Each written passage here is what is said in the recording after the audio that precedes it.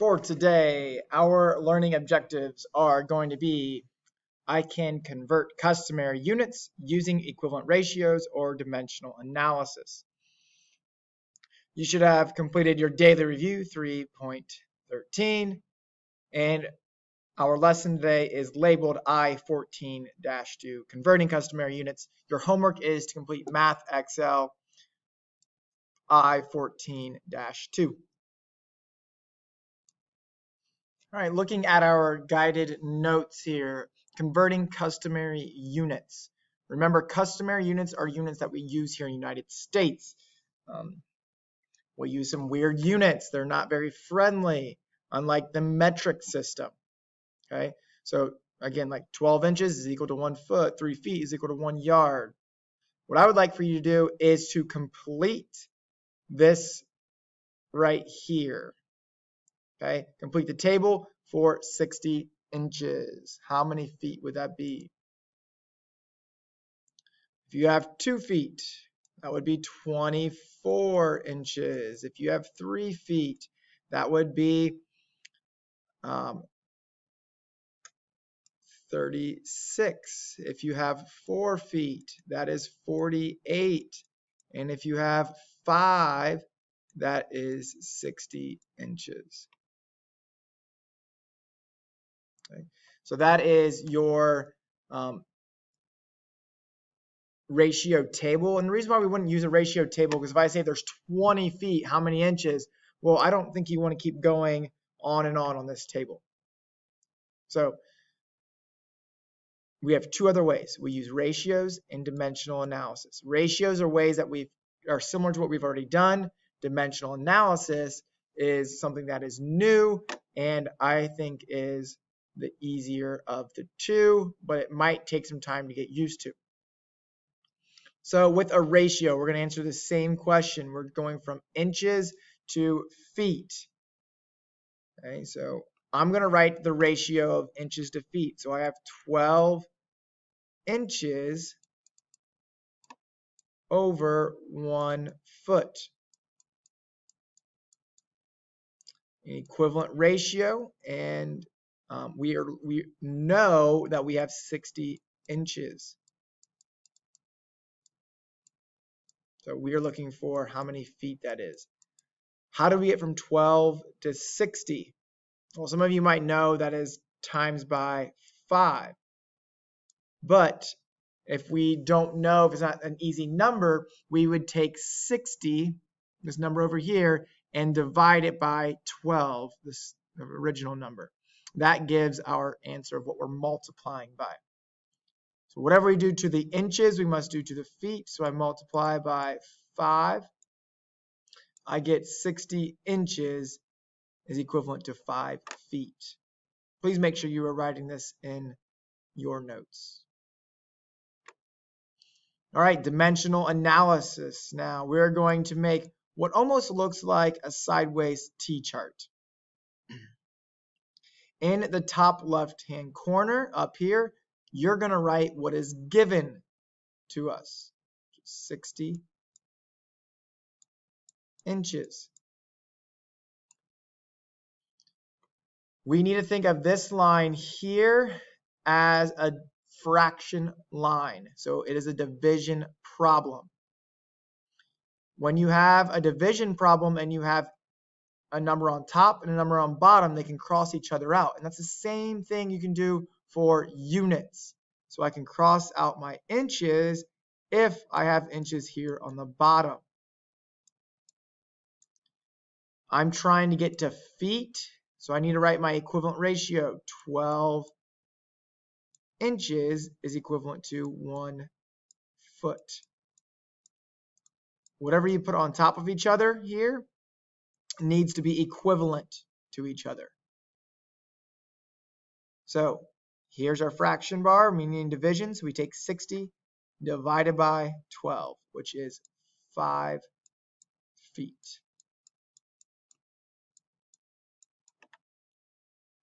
Okay, those are our two ways of solving for customary unit conversion. Let's try the next one here. The Washington Monument is in Washington, D.C. Its walls are 15 feet thick at the base. How many yards is that? Try to answer this question on your own using both equivalent ratios and dimensional analysis. Even if you can do it in your head, we have to practice these methods. Going over these now, you would take, for dimensional analysis, DA, what is given to us is going to go in the top left corner. We're trying to get from feet to yards, so I'm getting rid of my feet. My feet should go down here. I want yards, so yards will go up top. What is the equivalent ratio here of yards and feet? And that is 1 yard to 3 feet. So feet cancel each other out. We're left with yards.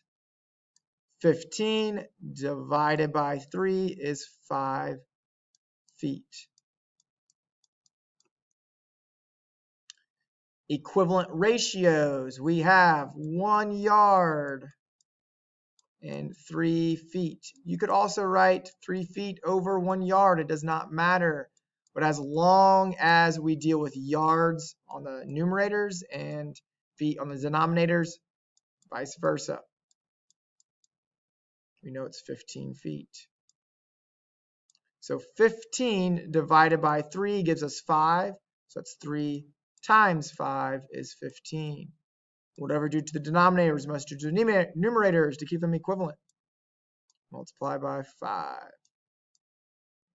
5 yards per 15 feet.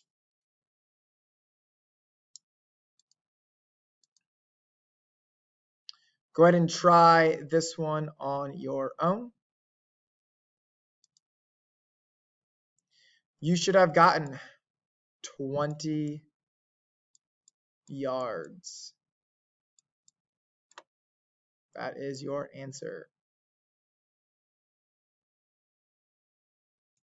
Now we are going to talk about customary units of weight. So 16 ounces is equal to 1 pound, 2,000 pounds is equal to 1 ton. So you can use unit rate to find how many ounces are in 4 pounds and dimensional analysis. I'm going to start with dimensional analysis. So 4 pounds is given to us. That's going to go in the top left-hand corner. 4 pounds. We want to get rid of pounds, so I'm going to put pounds on the bottom because these will now cancel each other out. I'm trying to get to ounces. So 1 pound is equivalent to 16 ounces. Pounds are canceling each other out. Now, when the numbers are the same, are both on top, other than just 1, we multiply them. So 4 times 16. You can say divided by 1, but divided by 1 does not do us any good. So we have 64 ounces. Using equivalent ratios, we would take 16 ounces over 1 pound. Equivalent ratio, we have 4 pounds. 4 divided by 1 gives us 4, so we multiply by 4. Whatever we do on the bottom, we must do to the top. So we multiply by 4, giving us that 64 ounces.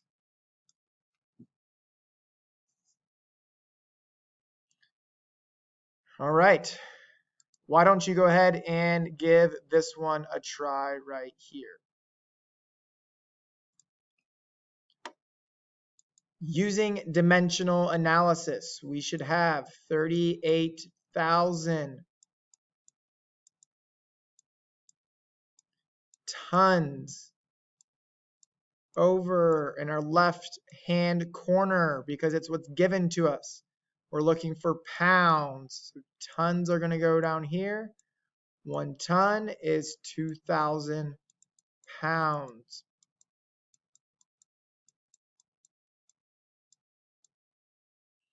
Again, since they're both on top, we need to use multiplication. I'm not positive on 38,000 times 2,000, so I'll just go ahead and use a calculator. That is perfectly fine.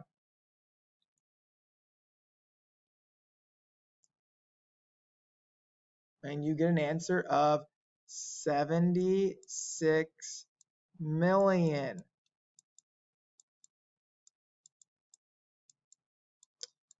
Wow, that is a lot of pounds. Wowzers. So for part 3, it wants to know you can use rates to find how many gallons are in 32 cups. Here's what the interesting part is. There is no conversion to gallons to cups. So there's a couple of different things that you can do. You can use dimensional analysis or you can use equivalent ratios. But it's going to take more than one step. What I would like for you to do, and this will be the end of the class, is I want you to try that problem. How many gallons are in 32 cups? Using dimensional analysis or equivalent ratios. And yes, it will take more than one step. This is where we stopped in our lesson today. We did not go over it, so we will go over the answer tomorrow and some of the other ones. If you have questions, again, as always, please make sure you are emailing your teacher. Then do the best that you can on the homework, as we will finish more of these tomorrow and continue to practice with the metric system. Have a wonderful rest of your day.